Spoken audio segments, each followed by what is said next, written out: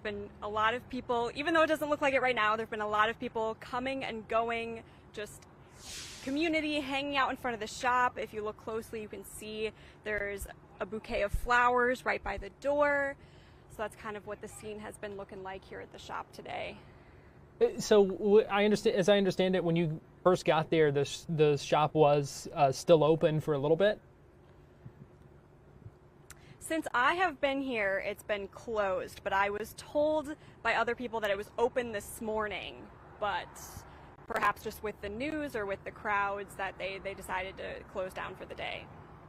And you mentioned we can see that bouquet of flowers right by the front door. So just kind of paint a picture for us of the people you've seen coming out there and taking some pictures. What has the scene been like?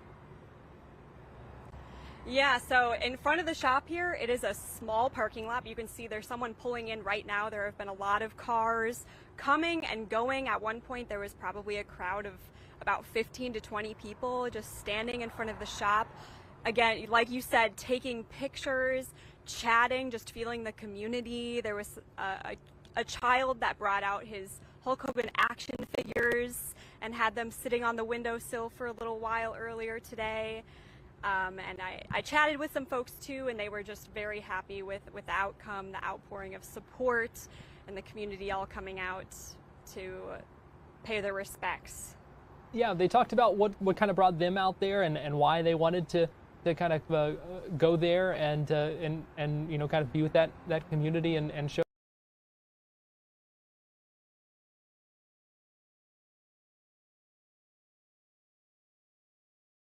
You're watching Fox 35 News Plus, streaming on Fox Local. Well, good afternoon to you and welcome into Fox 35 News Plus. I'm Garrett Wymer and thanks for joining us on this Thursday afternoon, live on Fox Local and on YouTube. It is 4 o'clock and that means it's time for today's Top 4 at 4, where we break down 4 of the big stories that we're tracking in the Fox 35 newsroom this afternoon. And joining me for today's Top 4 at 4 is Fox 35 news anchor John Brown. And John, thanks for being here. Hey, good to see you today, Garrett. All right, let's get straight into this big story today. A lot of people talking about this one. Hulk Hogan, one of the most legendary wrestlers of all time, has died, according to WWE. His real name is Terry Gene Bowles. He was 71 years old. According to the Clearwater Police Department, first responders were called to Hogan's home in Clearwater, Florida, and that was Thursday early this morning for cardiac arrest. Hogan was treated at the scene, then taken to the hospital, and that's where he was pronounced dead. Hogan's cause of death has not yet been determined. Hogan's wife, Sky, denied the rumors a few weeks ago that he was in a coma. She said at the time his heart was strong and he was recovering from surgeries. Clearwater police held a brief press conference today to confirm his death. They said foul play is not suspected, but no additional information will be released in this case. And we know we've had crews out at the Hulk Hogan shop down in the tourist district, and people placing flowers, taking pictures. A lot of people just paying their respect today. Yeah, pretty amazing scene here. Because I mean, this guy, there's nobody that doesn't know, right? I don't know. Could you find somebody who doesn't know? If you called my grandma, she would know who Hulk Hogan is. You call kids who are on social media, they know who Hulk Hogan is. This is one of those guys who just really cut through. And, wrestling was kind of a big deal. Not that big of a deal. You had the old Bulldog Brown, wrestling at the Chase back in the day. But it was just kind of a niche sport. It hadn't broken through for a lot of people. And then when he came on the scene, man, it changed everything. With Andre the Giant, see the picture of him and Andre the Giant there? That's one of those iconic images. That's what was like when Muhammad Ali used to box, right? Everybody knew he was boxing. Right. When that moment happened and you were around that age, oh my gosh, that was such a big deal. We talked about it for a long time. Did you ever get a chance to meet him over all your time in the media? Had you? I have not met him. Everybody seems to have a story about this guy. Mm-hmm. I mean, he was always around. He was always in our studios because he lived in Tampa for years. The wrestling school, he would come up here and do events. So you got a picture here. I want to tell this story because this shows what he's like. So I was backstage at Good Morning America. I was up there doing some things. And behind the scenes at GMA, there's celebrities everywhere. I come around the corner. I just done a hit with Charlie Gibson at that point. I come around the corner. And he's like tucked in behind. You see this dark area? He was just like standing back behind there in this curtain area. And I walk up to him and I said, "Hey, Hulk Hogan, John Brown, blah, blah, blah." He's like, "Your fly's down, brother." The first thing he ever said to me, "Your fly's down, brother." And it was. So important. I'm glad he pointed that out, right? Yeah. That's a good thing to know. And so we talked for a little bit, and didn't interview him at that point because I was just up there doing some other things. And then, but he was kind of tucked away, and then he did his appearance. And as soon as he did, he was on. Like, I don't know if he was back there meditating, one of those kind of where he's just getting ready. He goes on, he's on. Goes outside, shakes every hand, signs every autograph. Kids are everywhere. It took him forever to get through, and so I was still hanging out there. And so he comes back over, and we're talking a little bit more. And I said, do you ever get tired of that? And he said something along the lines of, if it wasn't for the fans, I wouldn't still have a career, brother. One of those kind of things. But the amount of time it took, I mean, it's got to be exhausting. 'Cause everybody knows him everywhere he went. Right. But yet he always kept a good attitude like that. And then every time he came in here, everybody from the staff would want to go and get a picture with him. Never said no. Just one of those guys. We've had other guys who are like, no pictures today. Not Hulk. He got it. He's one of those guys who really, really got it. So that's cool. And you raise a good point about one of those icons and legends that kind of transcended the sport he was in. Question. Because like you said, everyone knows who Hulk Hogan is, even if you're not a wrestling fan. Right. I can't remember the TV appearances, but back when they used to have the laugh tracks, as soon as Hulk would enter this, even outside of wrestling, like sitcoms, I think he appeared on a few sitcoms. I remember seeing him in shows. He comes onto the scene, everybody's like, immediately. It's not like, who's that guy?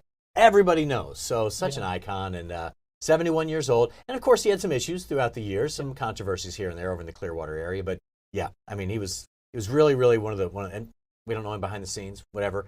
But the way he treated the people there, that's what kids remember. I still remember 20 some years later. I still remember how he treated the people around him. So. And that's good. How he very kindly told you to pull up your zipper. He never forgot it. Every time I interviewed him again about a half dozen, maybe more after that.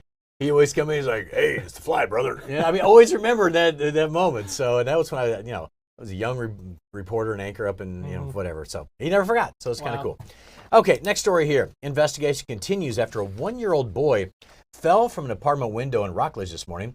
Officers say the child fell from the third-floor window at the Southgate Apartments at around 9 o'clock. When crews got there, he was crying, he was alert, and was airlifted to a hospital for treatment. According to the police there, it appears someone opened a window for some ventilation, and the child may have climbed out onto something before falling out 3 stories down. The child's current condition, we haven't heard back at this point, but unclear whether any adults are present in the apartment at the time. But there's a lot more to this investigation. But you hear these stories, sometimes when a child falls, they're so much more flexible. They survive more than a lot of adults will. So just you see the little kid right there. Just glad the kid's doing okay, because that's three floors up is a long way, especially for a little dude like that. Scary situation, very scary situation, and certainly hoping the best. All right, next one here. 2 people dead, another person hurt following a shooting in Brevard County on Wednesday night. The incident happened in the neighborhood on Washington Street in West Melbourne. According to the Brevard County Sheriff Wayne Ivey, it began shortly after 8 p.m. when a man ran to a neighbor's house across the street, saying his wife had been shot. Shortly after that, more gunshots fired, and this case gets really complex from here. The man was asking for help, went to a local hospital where he died, and so this whole neighborhood was kind of on edge. A couple of grandparents, some other people, it seems like everybody in this neighborhood was involved in this case at some point. So yeah, they're still doing the investigation as to exactly how it all played out, and they're working on that right now. All right, still a lot of questions about that one. And story number 4 here, and we've got a new poll out that looks at the state of the 2026 governor's race. It's showing it's neck and neck between Casey DeSantis and Byron Donalds. I think it's 32% to 29%. But what's interesting about this is that the last time they had done this poll, this is from the University of North Florida, and the first time they asked this question, Casey DeSantis had a large lead. Yeah. But now Byron Donalds has had a lot of time to kind of build up that name recognition. He's gotten that endorsement from Donald Trump, and now the poll is within the margin of error. And she's never said she's actually running. And so we have no idea if she has any intention of running. Again, she was a news anchor for a while. She's done a few other things, but she has no background in politics other than through her husband. So I don't know if this is going to, of course, he's pushing for her. He's got the MAGA support right now, which is huge here in Florida. And they're really starting to ramp it up because we're getting press releases saying he's going to be in Orlando at Champions Gate next week. And so he's making the push right now. And he's going to have the money. He's going to have the support. But again, I think there's only a few people in right now. That's the only name a lot of people recognize. There's some other lesser-known candidates out there. But Casey's not even in the race yet. But she's still getting some support. But again, a lot of that is just name recognition. It shows how valuable name recognition is. Exactly. And that's one of the things I talked earlier with John Hanley, a UCF political science lecturer, about and he talked about as well, what that means in a race like this. Recognition is really tough for people in politics. If you're not the president or the vice president or someone like Taylor Swift, people tend not to know who you are. And you see someone like Wilton Simpson, who's a long-time Republican state official, and he's at 1% in the polls. And a lot of that is just because people don't really know him, and they don't think of him when they're thinking about who's going to run the state in 2026. Donalds has been propelled by this endorsement into the first tier. Name recognition is really tough. One of the other things for, one of the other things there, John, that was interesting out of that poll as well, Matt Gaetz with 8% support. Yeah, again, the value of name recognition. I mean, you name some other people. I don't know. You randomly pick straws like, oh, I think I know that guy. Is Charlie Crist in the race this time? I know that name. So, I mean, that's kind of how it works. You just deal with it until they're actually running the race. Yeah. I mean, who knows? Yeah, and you bring up a good point because, one of the other people whose name has kind of been thrown out there as potentially running, if not this time, maybe next time, is Wilton Simpson. Yeah. And he's polling at 1%. He's the agriculture commissioner, but he's not a name that, unless you're kind of dialed in, that you would know. And so, that was an example that John Hanley gave as someone who has been in politics for a while here in Florida, but if you don't, if your name isn't known. Yeah. And so, I mean, that goes to what they always talk about on the Democratic side in Florida. Right now, at least right now, there are no names in Democratic politics. That's why you have all these young people trying to make their name and stake their claim here. And that's why I made the joke about Charlie Crist. It's like they go through all the ranks. They're like, who does everybody know? Oh, Charlie. Charlie, you're running again. And Charlie gets in. And, he hasn't won a race in a while. But there are very few Democrats that have any name recognition. It's all on the Republican side now. Yeah, it's going to be interesting. Going to be interesting to watch and see what happens. Obviously, still a lot of time left. Except the ads are going to start probably in a week or so. Yes, probably so. It's going to be a long campaign, that's for sure. John, we appreciate you joining us for our Top 4 at 4. We're going to take a quick break here on Fox 35 News Plus, but we'll be right back after this.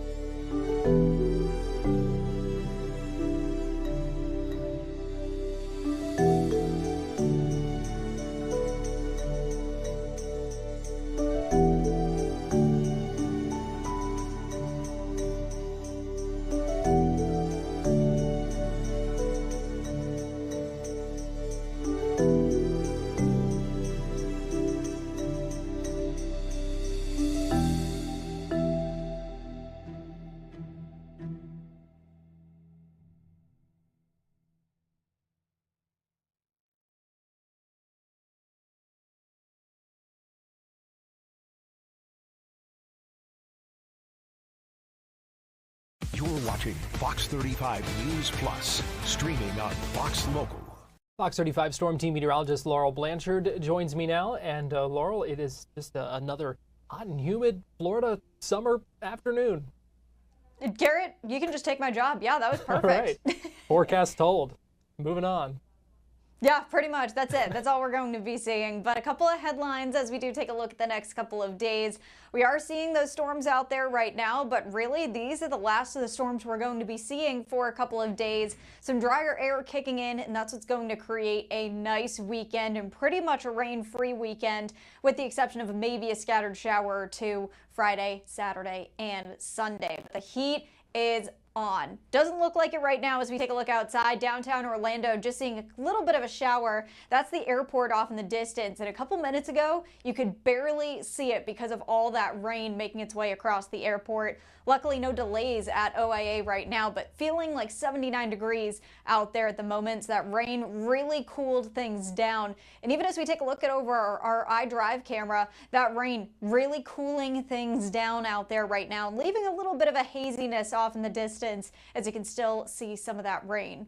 A couple of scattered showers and thunderstorms across the region, so let's break it down. Taking a closer look at Orange County, you can see that rain making its way into downtown Orlando, about to move into Ocoee as well as up into Altamont Springs within the next couple of minutes. Haines City moving up into Sumter County, going to be seeing another scattered shower or thunderstorm making its way up there. And just seeing these very splash and dash showers peppered across the region as we see up towards Volusia County, parts of Marion County, and even up towards Alachua County. Just seeing those on and off thunderstorms and scattered showers as we head through the rest of the evening. But things are still pretty hot out there right now, and our rain chances, today is the highest. This weekend is going to slowly start to see more of those storms start to taper off a little bit, and then we see those rain chances slowly make their way back with those typical sea breeze storms as we take a look ahead into next week. But Garrett, this is what it's going to be looking like tomorrow just for our temperatures. Temperatures in the mid 90s. So 94 in Orlando, 94 in Sanford, 93 in Gainesville. And then as we take a look at those heat indices and really take into factor that humidity, it's going to be feeling hot. We are seeing triple digits all across the board of what it's going to be feeling like, and it's only going to feel warmer as we take a look at the weekend. So here's a look at your weekend. Temperatures throughout the mid and upper 90s out there, and it is going to be hot for sure. And Garrett, personally, one of my favorite ways to beat the heat is ice cream or spending it anywhere by water. But when we start to see those heat advisories, which we will most likely see this weekend, it's going to be feeling upwards of 108 degrees in some places. So most likely seeing those heat advisories put in as we take a look at the next 7 days. Just look at how warm it's going to feel. Even as we take a look at Monday, Monday's probably going to be not only the hottest that we've seen so far this year, but it's also going to be feeling very warm, almost feeling as if it's going to be excessive heat, that suffocating heat feeling as we take a look at the start of the work week. So Garrett, I hope you're ready. Yeah, Laurel, is there a chance that any of those areas kind of hit that next threshold for the excessive heat warnings? We could. Things are a little bit different. So when we talk about heat advisories, that usually means that we see that things are feeling over 108 degrees, which, yeah, we will definitely be feeling that this weekend for sure, if not definitely by Saturday. When it comes to an excessive heat, basically the entire state of Florida needs to feel extremely warm, and we're talking upwards of 113 degrees. So things are a little bit different. Usually when we're talking about heat advisories, it is just for the National Weather Service Office of Melbourne kind of calling the shots there. But when we need to see more of that statewide heat, that's when we start talking about that excessive heat. Either way, going to be a hot weekend. It is going to be a hot weekend for sure. And again, one of my favorite ways to beat the heat, ice cream. And we are going to be seeing, especially this weekend, it is going to be hot out there for sure. So you will need to eat that ice cream very quickly because it is going to be a puddle in seconds. And again, this isn't even accounting for the humidity. It is going to be hot out there. Make sure you're staying hydrated. Make sure you're wearing that sunscreen. And also just make sure you're listening to your body. Heat exhaustion can set in so quickly. Even if you're used to the heat, things are going to be really toasty this weekend. So just give yourself a little bit of extra grace and listen to your body out there for sure. All right. What's your favorite ice cream flavor? Okay. Might be a little bit regional, but Moose Tracks. I like some texture in my ice cream for sure. Okay. What about you? I'm big into the like anything kind of cookie dough, cookies and cream, any of those kind of. I mean, basically, if it's a cookie in it, then that's calling my name.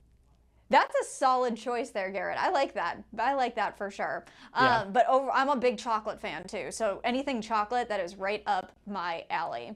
Taking a look at the storms through the rest of the day today, we are going to be seeing those storms slowly fizzle out by 8, 9 o'clock. Tomorrow, only seeing a couple of very scattered showers and thunderstorms popping up along the I-4 corridor. Just quick splash and dash showers going to be making their way through on your Friday. Saturday, more of the same. Pretty clear through the morning. That heat really kicking in as soon as that sun comes up. A couple of scattered showers across the region, and it's pretty much a rinse and repeat of that on Sunday. Taking a look ahead into next week, though, we do see those storms really start to pick back up, so we are going to be keeping an eye on more of that typical Florida afternoon summertime forecast, taking a look ahead towards the middle and end of next week.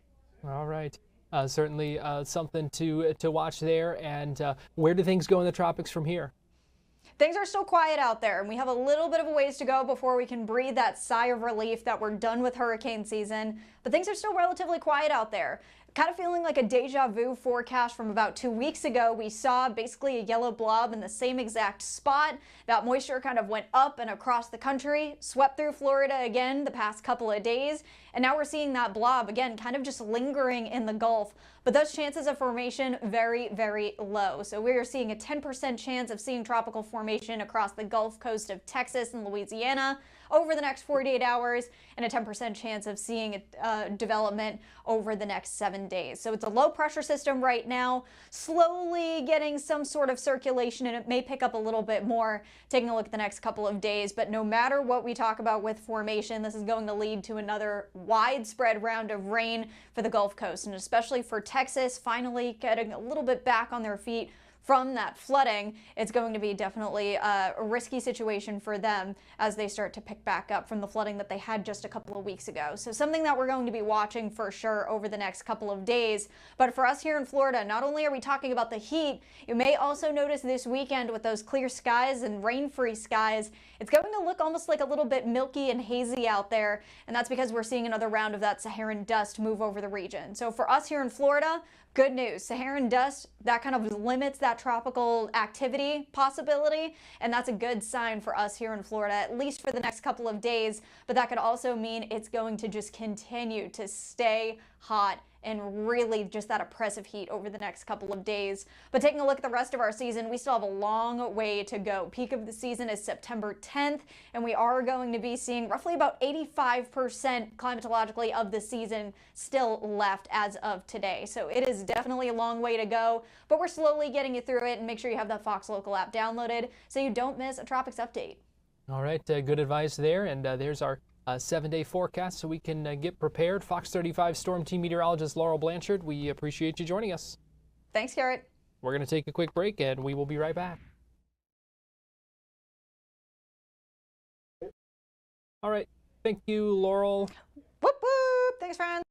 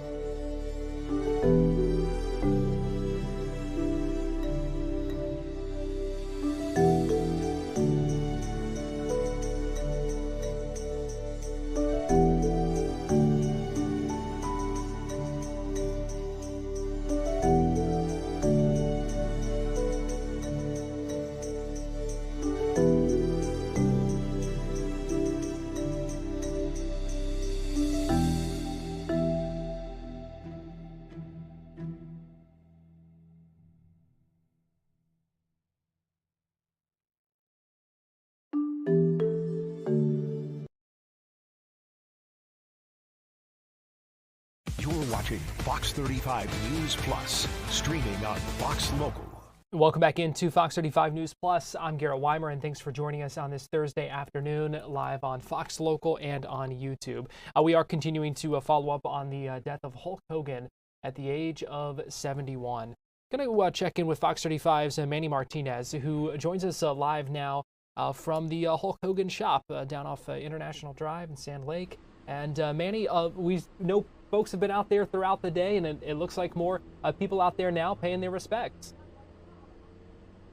Yeah, they are. They certainly are, Garrett. And for a little bit ago, just about 10 minutes ago, a shower passed through. That's when there weren't that many people out here. But now that the sun is starting to come back out here in the afternoon, we do see several people that are just out here to come and take pictures, take video, and just speak, amongst themselves about what Hulk Hogan meant to them, their memories of watching him wrestle, whether it was in WWE, WWF, or also watching him in movies or on TV. This is somebody that permeated through here American culture. You turned your TV on, you went to the movie screens, you saw Hulk Hogan in the 80s and 90s and the 2000s. This was somebody who was a giant, wrestler physically, but also, an even bigger personality, Garrett. And so, why did folks want to come out and kind of be there at the shop? Some of the shop is, if you walk inside, basically a shrine to all things Hulk Hogan. There's even a life-size figurine. But the shop is closed today, and that's in his honor. This is one of the two shops that he owned here in Florida. The other one down near his home near Tampa and Clearwater. But they just wanted to come out here and just be part of the experience today with the news breaking. Garrett, they just wanted to talk about what Hulk Hogan meant to them, who he was, and the memories that they have, and the good memories that they have of watching him as they grew up with him, someone that they grew up with. Yeah, and Manny, you talked about how he kind of really transcended the sport. That was something about that John and I talked about earlier as well. He wasn't just a wrestling star. He really was, in a lot of ways, kind of a pop culture icon. He was, and that's something that that's part of his legacy. When you're in American culture for 40 some odd years, you are someone that is instantly recognizable, helps with his physical size, but also instantly recognizable in terms of his brand and who he was. And so it's just something that people here wanted to revel in and take in here one more time. Well, we've seen folks come throughout the day to that shop, some laying flowers there. Looks like some, I see maybe some more flowers than we did before even, and a gentleman behind you holding an American flag. So really just a lot of different ways people are kind of paying their respects out there. Mm-hmm. And we'll see if maybe, Evan, if you could pan over to the right. Over there's families that are just here, watching and looking on. One of them wearing a Hulkamania sweatshirt there. And don't exactly know if they're local or tourists, but it doesn't really matter because that's Hulk Hogan's way of getting people out here and uniting them. And people just come out here and look at the store and smile and think of the memories that they had watching Hulk Hogan. Yeah, certainly a lot to remember on a day like today. Well, Fox 35's Manny Martinez, we appreciate you joining us out there, and we look forward to seeing your reports coming up on Fox 35 News. You bet. Thanks, Garrett. We're going to take a break here on Fox 35 News Plus, but we will be right back after this as the crowd continues to gather outside the Hulk Hogan shop there on International Drive. Again, we're going to take a quick break, but we'll be right back with more Fox 35 News Plus after this.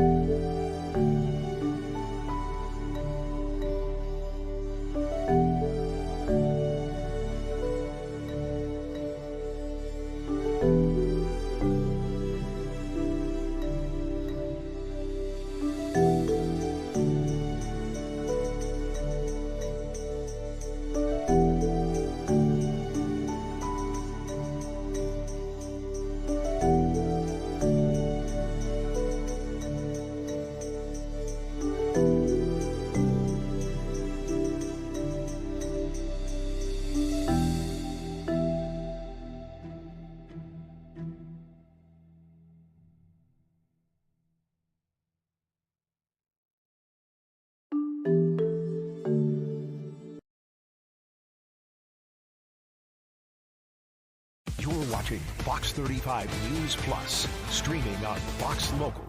Welcome back into Fox 35 News Plus. I'm Garrett Wymer, and thanks for joining us on this Thursday afternoon, live on Fox Local and on YouTube.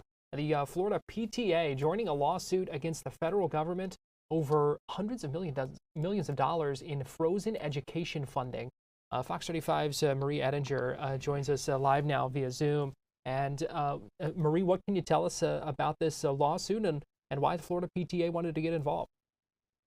They wanted to get involved because they say they're directly affected. This is funding that they have had available to programs they support and programs that a lot of their members benefit from, that they've had access to for years on end, and it was pretty suddenly cut.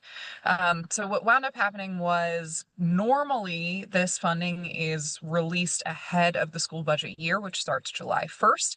So over the spring, the programs and people who run them, who would benefit from this money, started saying, hey, how much are we gonna get? And then eventually, where is it? And then it was supposed to be released in April, the day before the school budget year. So June 30th, they got a letter saying that they were not going to, that the funds were not going to be released until there could be a review done to ensure that all of that money was going to programs that the president supports and that fit his agenda is not the right word, but I'm blanking on what the exact verbiage was, but that fit his policies that he would support. And so this just has resulted in, it's billions of dollars. I mean, in Orange County alone, it's 20 million, it's 300 million plus in the state of Florida that schools here no longer have access to.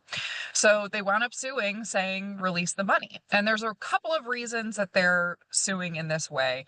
One of them was that it was withheld abruptly. And because there's no timeline for when that review might be done, before the money would be released, they're saying that that's not appropriate. And just to be clear, I mean, this is money that the schools have come to rely on. It isn't just to benefit some extra programs that could maybe be good. This is money that has been available for years that they need. And this is all happening at a time where schools in Florida, public schools specifically, are already facing some really, really difficult budget challenges as money is rerouted from traditional public schools to charter schools, as well as to private school voucher programs and even to at-home schooling. And not only are we talking about this, the lawsuit, but they're looking for a preliminary injunction to be issued as well to kind of help them in the immediately. Exactly. It's because that need is so immediate. I mean, school is right about to start up.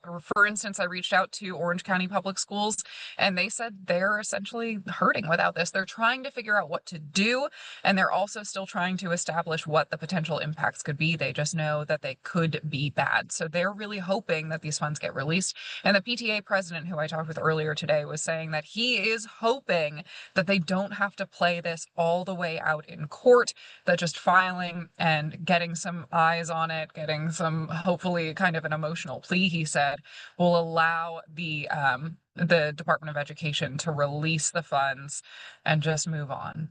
Okay, but what if they don't? What's the impact for this school year? Okay, so there are a bunch of different programs that would be impacted. The PTA specifically said that they would lose out. This would impact staffing. So you wouldn't be able to hire new people on. You wouldn't be able to fill vacant roles in some cases. There are some programs that are meant to benefit migrant children that would take a huge hit. There are other programs that, I will say, I'll just interrupt myself here. There was money that was being withheld for daycare style programs. That money actually was released. So that was originally kind of on the chopping block. There are programs that help English as a second language learners. There are programs that are just meant to assist kids who have extra needs. There's funding for the PTA to make sure that they have staff available to assist kids in whatever way they might need. It's all over the place. There's a bunch of different grants that should have been handed out, were supposed to be handed out, and just weren't. All right, Fox 35's Marie Ettinger, we appreciate you looking into that and look forward to seeing your story. Thanks so much, Garrett. We're also learning more about the impacts of an electrical fire at the construction site of the Flagler Beach pier, causing some issues there. And joining us live now via Zoom to talk about that is Fox 35's Chris Lindsay. First of all, Chris, talk to us about what happened and why. So this was yesterday afternoon. They were doing some construction on the pier when they were driving that beam that you see there into the ground. Apparently they hit an electrical line. I spoke with a representative from the city of Flagler Beach. He says, according to the layout map that they had, the line that they hit wasn't on there. So obviously this was a total accident. They drove that into the ground and an electrical fire started. That line that they hit supplied power for multiple businesses in the area, a restaurant, a radio station, and they were without power for several hours. The radio station, they have been without power for even longer. Right now, they're working with a generator trying to get things back up and running. So as far as the construction project itself, this won't affect it in any way. They were able to locate that line, get things settled, and now they'll continue their construction. And you had the chance to talk to folks at the radio station today? Yes, I spoke with the owner who also operates as a DJ and a host. He says that it was just a normal day for him. He was doing his job as a DJ. He started to play some music, and then out of nowhere, he heard a massive boom, he described it as. And then that's when the technology around him began to haywire. His computer, he said he saw lines on it, and then that shut off. Other devices began to shut off and sizzle. So they had a lot of their equipment that ended up fried as a result of the surge. There is a few things that they're going to have to figure out. And this is normally this is called Surf Radio 97.3. Normally they run 24 hours a day, but ever since this happened yesterday, they haven't been able to get their show back up on the air. And the owner is telling me hopefully sometime this evening they can work with that generator, get their Wi-Fi back up and running, and operate their show in some capacity. Yeah, it sounds like there might be some longer term impacts, though, even once they do get back on the air, because they have to replace some of that equipment. Yeah, they're going to have to replace some equipment. And when this project was first announced, they knew that they were going to run into some difficulties. The main thing they were focused on is the noise. Obviously, as a radio station, you got all these drilling, all this other equipment out there. They figured that at some point they may have to go to a temporary space. So this could possibly expedite this. Again, this seems like it was a one-off, and barring some other accident that they won't have to run into anything like this again, but they are discussing going to a temporary location while this stage, at least, of the project is underway. So their office is actually in that building where you can see the Flagler Beach sign on the pier. So it's right in the mix of things. All right. Well, we certainly hope things they're able to get things back on and everything goes smoothly from here. Fox 35's Chris Lindsay, we appreciate you joining us this afternoon. Certainly. Thank you. We're going to take a quick break here on Fox 35 News Plus, but we'll be right back.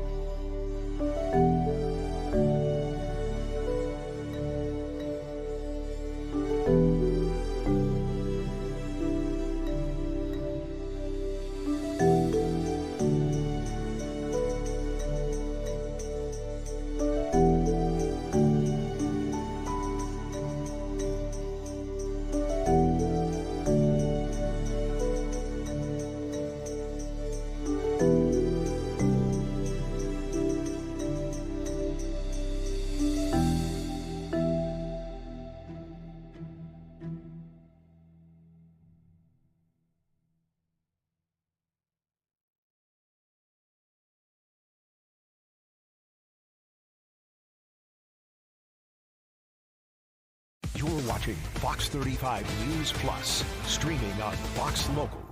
Welcome back into Fox 35 News Plus. I'm Garrett Wymer, and thanks for joining us on this Thursday afternoon, live on Fox Local and on YouTube. It was quite the surprise for folks at a restaurant in Sarasota. I know you're having me on my clock, yeah, but I will never do you wrong. That is pop star Pink playing at the Sarasota restaurant Amore. And I can only imagine what the folks there were thinking about. And joining us live now via Zoom is Liana Vitorino, the owner of the Amore restaurant in Sarasota. And Liana, we appreciate you joining us this afternoon here on Fox 35 News Plus. Well, thank you so much for having us. Really appreciate. Okay, so we've got to know how this all came about, Liana. Well, we are friends with Pink's mom, Judy Moore, and yeah, this was a surprise. We were not expecting for her to come, even though a couple of years ago we were at her show in Orlando and we invited her. But you know, one thing is when we invite, and another thing is when she shows up. She really did, and was really a surprise. What was going through your mind when you saw her walk through the door? I was really surprised and very honored, honestly, very honored and very surprised and very grateful because, you know, I'm very friends with her mom. But like I said, one thing is when you invite, another thing is when they really show up, and she did. So talk to me about what that was like having her there, and what she did, how she ended up playing some songs even on the keyboard.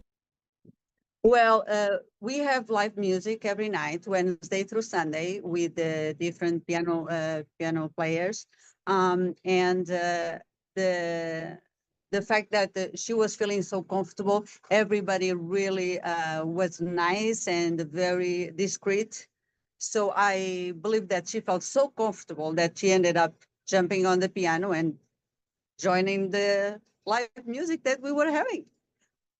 I imagine that was a pretty cool atmosphere as this was happening. Doubt. This picture shows her mom. How long have you known her mom? How long has she been coming to the restaurant? Well, this restaurant started on Lombok Key in 2014, and she's been coming to the restaurant for 11 years. She everywhere we move, she goes along. So she's a customer for a very long time. When you had that conversation with Pink, when you said you got to meet her at the concert a few years ago and invited her to the restaurant, did you ever imagine she would show up? I had my doubts, honestly, but you know, we invited, and here she is. She's a simple and an amazing person, as you can see. So I was very grateful and very honored to have her here.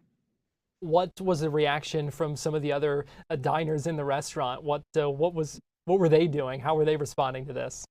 I think at the beginning nobody really realized that was her, and then a couple people that were close by, they realized that might be her, and they start asking Liana, "Is that Pink? Is that Pink?" And I said, "Yeah, it is Pink, but let's try to make her comfortable." And everybody was amazing, really discreet. And like I said, she felt so comfortable that she ended up telling me, "This is my home. When I come back, I'll be here every night." What does that mean to you, Liana, as a restaurant owner, to hear that and to have a special moment like that? I have no words, honestly. Just very honored, very proud. We know that we have a special place because people keep following us. People love to come here, perform with our piano players. We have Eddie Tobin, Luis Moraes, Brenda Waddy. She used to be a Marvelette. She makes everybody dance around. We have Alan Souza, that he plays the piano. Just, you know, we have such a beautiful and people that loves our restaurant, for not only for the live music but also for the food, obviously. But the live music is a plus, no doubt. And to have Pink around, no, oh my God, there are no words to express how grateful we are. I would imagine, Liana, that this is something that that you won't forget. Oh, we won't, for sure. Liana Vitorino, the owner of Amore in Sarasota, really appreciate you joining us this afternoon here on Fox 35 News Plus. Thank you so much for having us. Really appreciate you guys. Quite a scene, quite a surprise. How cool is that? And really neat. We really appreciate Liana joining us to share that story with us. We're going to take a quick break here on Fox 35 News Plus, but we'll be right back after this.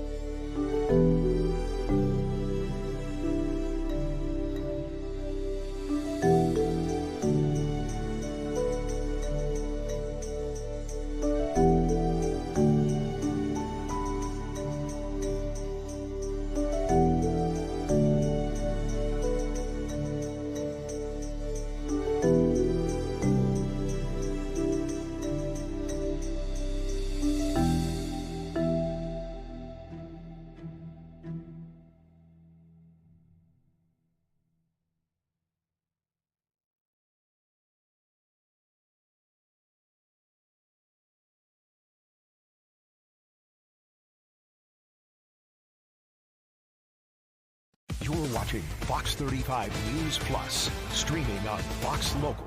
And welcome back into Fox 35 News Plus. I'm Garrett Wymer, and thanks for joining us on this Thursday afternoon live on Fox Local and on YouTube. The big story today, learning of the death of Hulk Hogan at the age of 71, pronounced dead at the hospital in Clearwater this morning after first responders were called to his home. We learned that we believe, according to investigators, that he had gone into cardiac arrest. But people have been paying their respects today all across the state, all across the country. I'm sure we talked about how big of a star he was, not just as a wrestling legend, but as an icon. And people have been flocking to the Hulk Hogan shop on I Drive. We had the chance to speak earlier with some of those fans who were showing up, bringing flowers, paying respect, taking pictures, and they talked about why they wanted to show their support in that way, but also about what Hulk Hogan meant to them. Here's what they told us. Being a child of the 80s and growing up with Hulk Hogan on TV as my hero, I met him several times, and I even have some items in the store that are on display.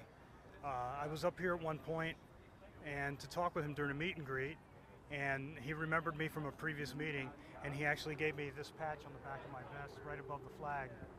So a little skull says Hogan for life, and he asked me if I ride. I said yes sir, and he gave me the patch. So it's been on my vest forever. And I went to go out riding today. Before I heard the news, I even put on my NWO shirt to go ride, and then I got a text, several texts, and my phone was blowing up and my brother was telling me what had happened. So here I am and paying my respects to Hulk Hogan and all he's contributed to wrestling and things he did for kids and charities, and it's really upsetting. We've lost an icon. For sure. What does Hulk Hogan mean to you? Well, for me, it was always the greatest American hero persona that he had, and champion for the kids, and just how nice he was to everyone when you met him. You know, I met him outside of wrestling events and was still remembered me and spoke to me. So again, here I am, and this is the closest I can get to him today, and I'm sending a lot of love to his family and his grandchild. I know it's going to be tough moving forward. What does it mean to like the people of Orlando? I know we have a store here. Well, we had an icon that would come in, and people would come see him, and now we've lost that. It's like the passing of an era. We have the store, but we no longer have Hulk Hogan here in physical form. So I know there'll be a lot of people that are sad. I always see when they announce when he's going to be here. And I had my turn. I came up here, and he was very nice to my mom, and he signed a figure for her. He didn't charge us. He just said, you know, this is for you. And he was just a special human being.